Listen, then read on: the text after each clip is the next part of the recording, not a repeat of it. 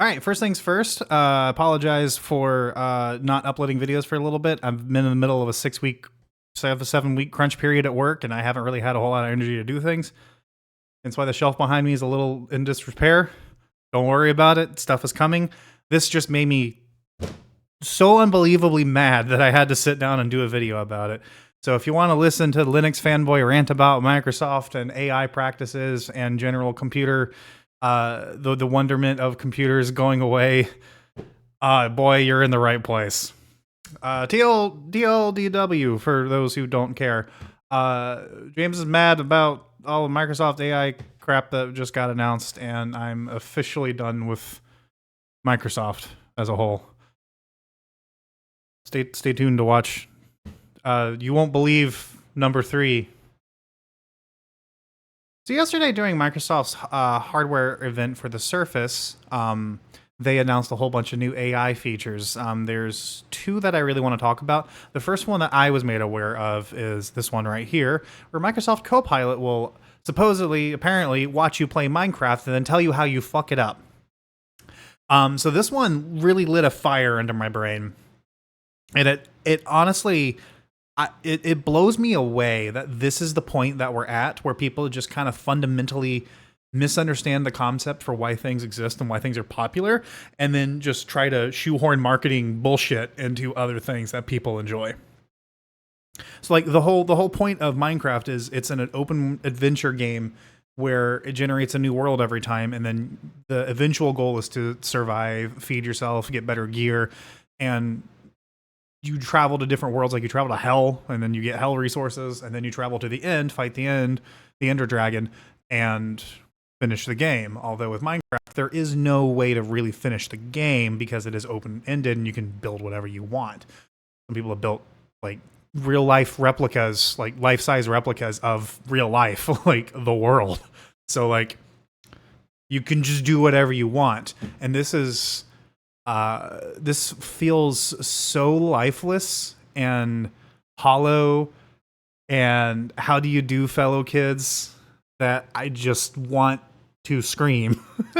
So the big new thing here is that Microsoft has added their AI, their large language model, their whatever stupid marketing term you want to insert here.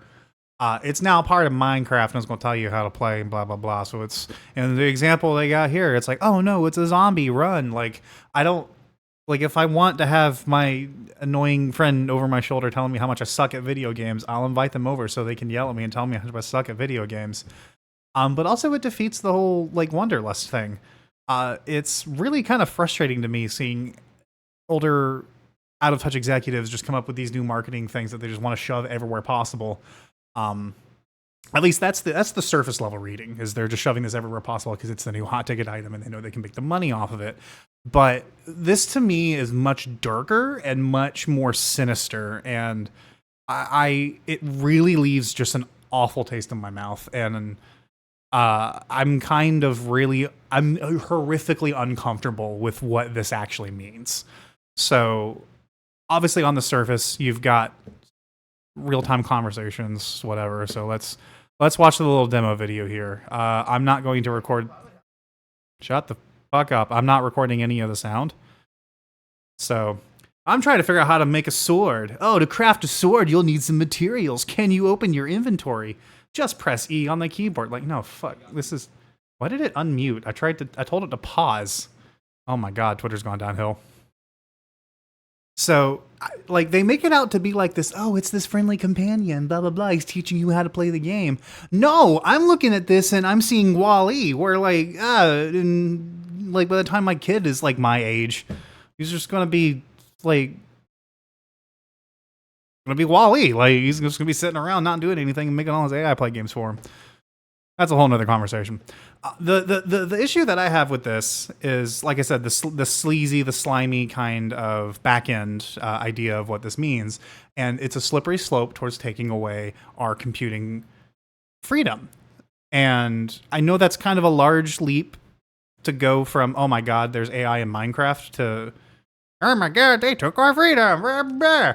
Let's talk about the other announcement that they did. I didn't find out about this one until I found out about Minecraft. This is Microsoft Recall. This is their groundbreaking new AI-powered tool that can search and recall anything you've seen or done on your PC like a personal historian.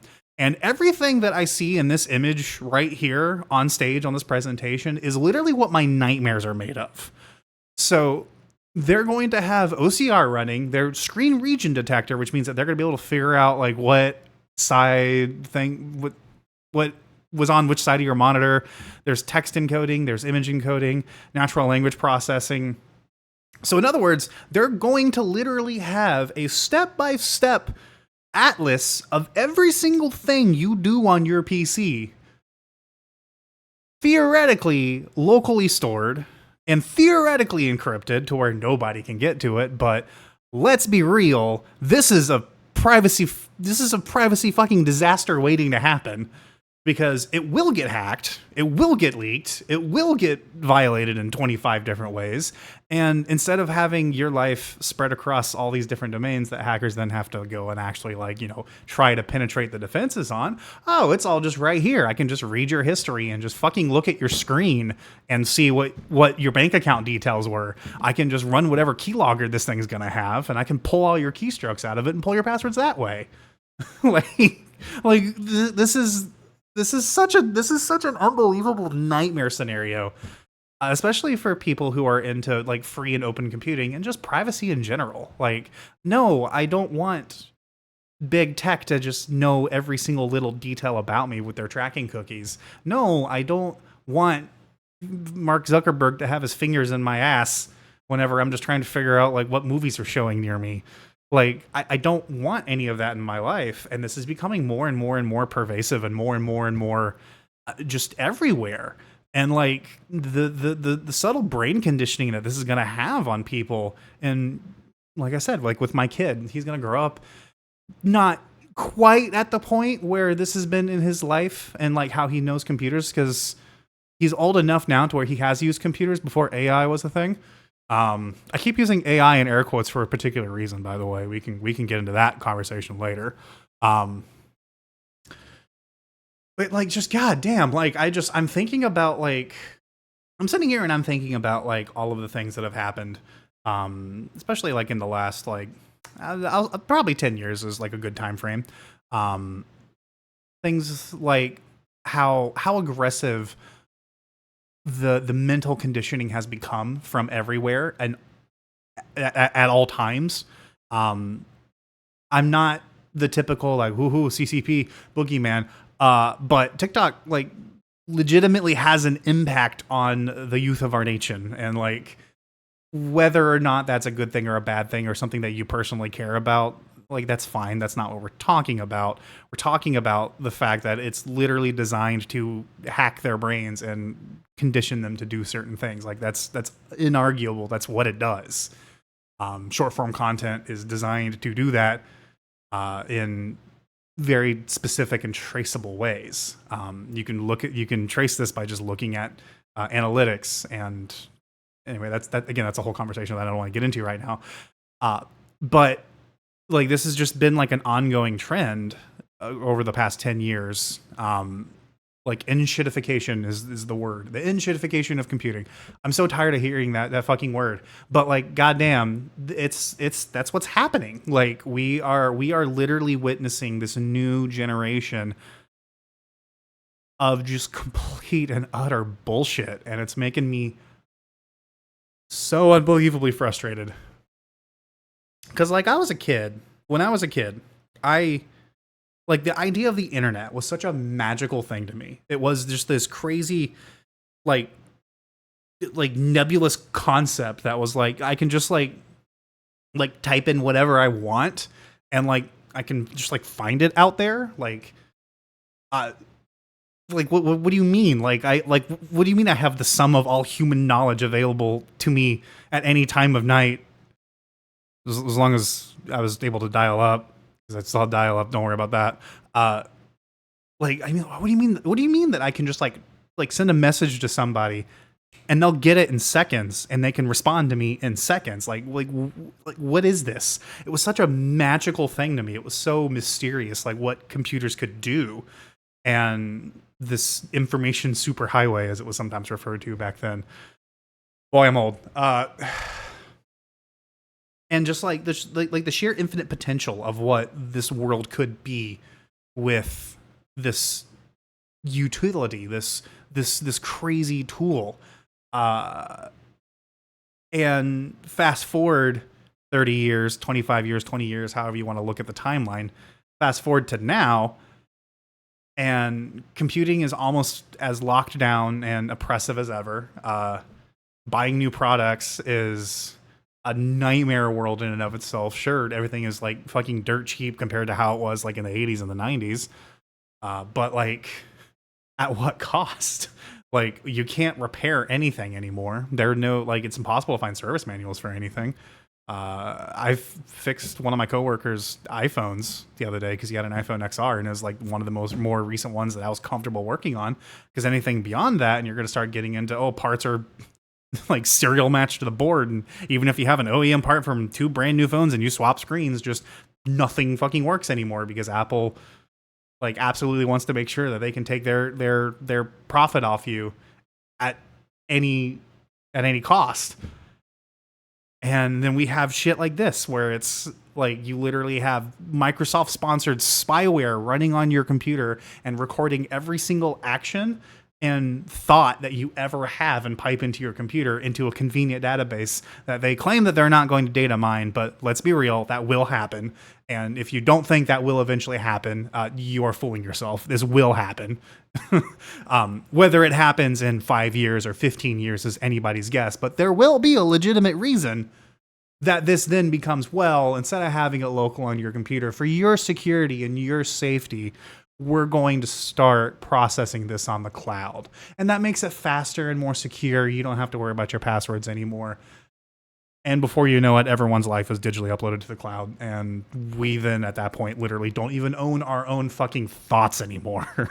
Like, I can't believe that nobody else is like this, like angry about this. It just blows me away.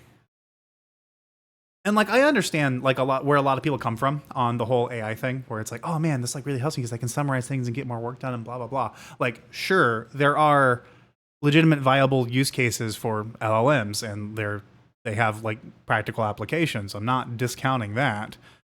It's the trade-off, right? Like, if you're not paying for something, you are the product. This is that with your life, with the photos of your children, with all of your contacts' birth dates. Like I don't think people realize the weight and the power of their personal data and how much of their data can also affect other people's lives. Like, this is kind of like the same. This is actually really similar in concept to like the whole DNA testing philosophy, mindset. I don't know what you want to call that, but like some people are like vehemently opposed to having their DNA like uploaded to a database like 23andMe or Ancestry or like, that kind of thing. But other people are like super for it because the government will use it to identify criminals. And some people are opposed to that because of the way that the DNA proliferates among humanity.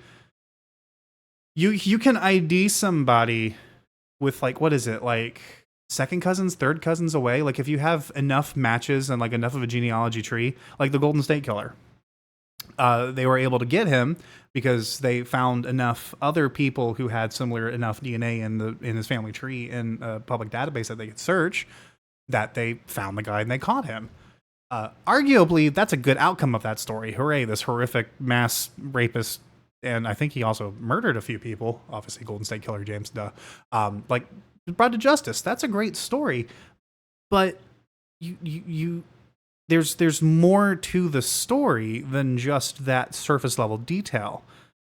Because the people who gave their DNA willingly made the choice for other people to also have their DNA like able to be figured out in the DNA database.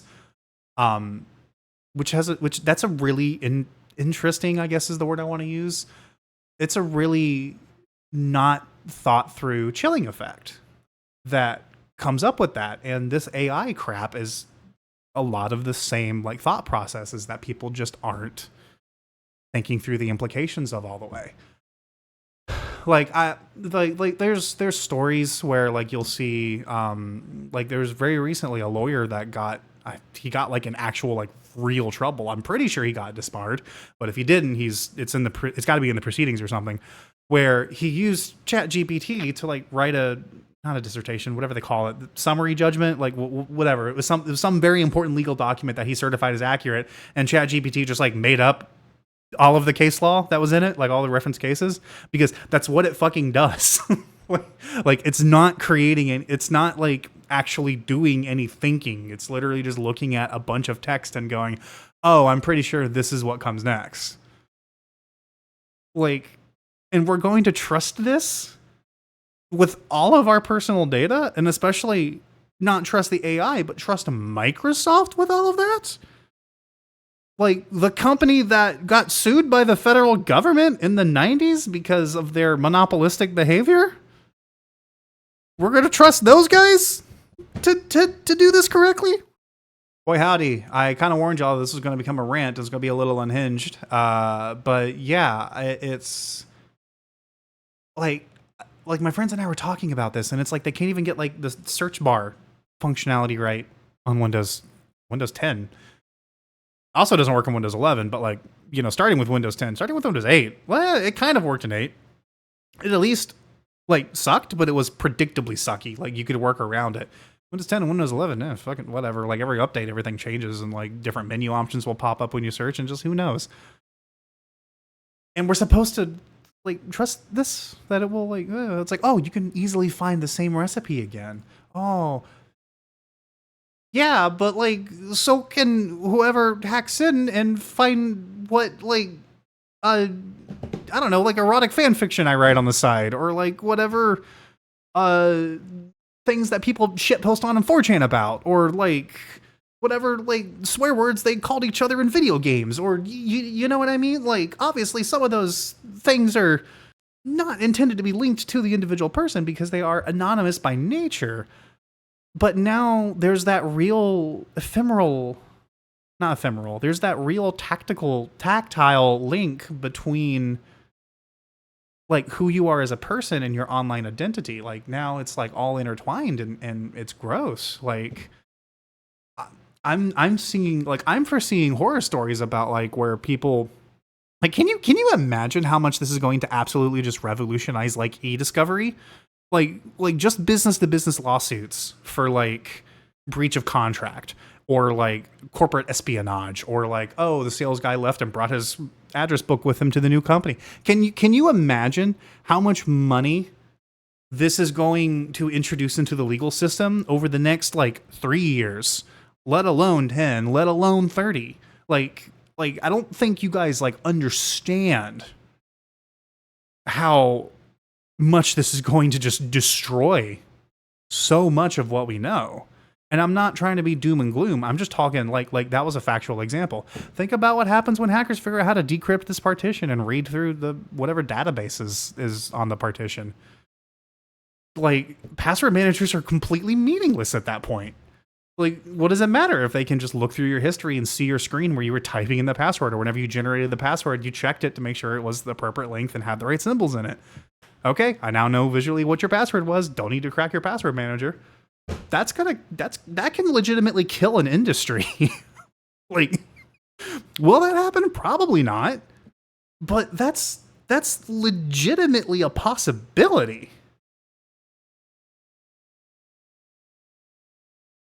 And you know what the best part is that they can use things like this to quit people cheating at video games. Like, this would be perfect for like Valve to implement as like VAC 2. And we'll forever stamp out the cheating problem. But that won't happen. Instead, we're just going to have all of our personal data fucking data mined, and oh my god, this is such a fucking nightmare hellscape world that I live in these days. All right, let's rant. This is starting to just become like a real rant and starting to come off the rails. I just wanted to bring everyone's attention to this, and I was mad enough about it that I wanted to talk about it. I'm not going to talk about it for too much longer. I have no idea how long I've been going for already. I've been recording for 22 minutes. I doubt all of that's going to make it into the video because there's a lot of pauses for thinking. But I do want to end this video with one thing. And I promise I'm not just doing this for dramatic effect. How do I do this? Window capture. All right, so these are the drives that I currently have on this computer. I've got 2 terabyte NVMe drives inserted in here. We've got the first one has most of my computing stuff on it. So partition 3 here is my Windows 11 partition. Here's the Windows RE for it. 250 gigs. That is my dev drive for like projects and whatever else I'm working on. All the Linux stuff is down here. Whatever, who cares? The other drive has the first partition, I believe, is my recordings scratch drive, and this partition is my games drive. So this is not a bit. I am doing this 100% unironically, and doing this to illustrate how much the shit pisses me the ever living fuck off. So we are doing N1 partition 3, RM. I think that's it. Partition number. That's not correct. All right, let's try that again. I've actually never tried to use parted on an NVMe drive before. I don't know. It's just never come up before, I guess. We'll say RM3. It's so small that I cannot possibly store a file system or a partition table. Ooh. Oh, did I just hose my entire system? I hope I did. Okay, cool. So it did actually delete my Windows partitions. That's it. It's gone. And we're going to also delete 4, which is the recovery partition. I don't know why I'm doing it this way. I thought this would be funnier or more dramatic or something. I don't know. Or I'm just so tired that I've forgotten how to use Linux. God damn it. I just want to angrily delete all my partitions, and I'm too tired to figure out how to do it. All right. I'm tired. I don't care anymore. The bit's not funny anymore, so I'm just going to keep deleting partitions here. So we're just going to delete. And then, oh, there is my dev partition. That sucks. And then we're going to delete the Microsoft Reserve partition. Don't need that anymore. And I should probably, like, realistically, I should probably just end up reformatting my entire drive and reinstalling from fresh, but that takes effort. So we're just going to go ahead and commit that to disk. Hit apply. Look at that. My Windows partitions are now dead. That sucks. Oh no. So I hope the takeaway that you guys are getting from this is that this is officially the line in the sand for me. I've been a dabbler in Linux for a very long time now, and Linux has been mostly really solid for me. It's been mostly okay for me. The only thing that's really kept me tied to Windows was Call of Duty, just because it's a fun game to play and I enjoy having it. Every other game that I've ever tried to play on Linux has worked flawlessly. I will admit there are a lot that don't. Thankfully, I don't play those games. But now I'm at the point where that's it. I'm not using Windows anymore. I will continue using Linux on my home PCs, and I have my MacBook, sure. But the second that Apple tries to shoehorn in some bullshit like this, you can rest assured that I will never update to that version of Mac OS, and I will run that MacBook into the ground. And then at that point, I'll have to figure out something else for a laptop. Hopefully Framework will still be making laptops at that point in time, but who knows? This kind of sucks. This kind of really sucks. Oh, it looks like my microphone stopped recording.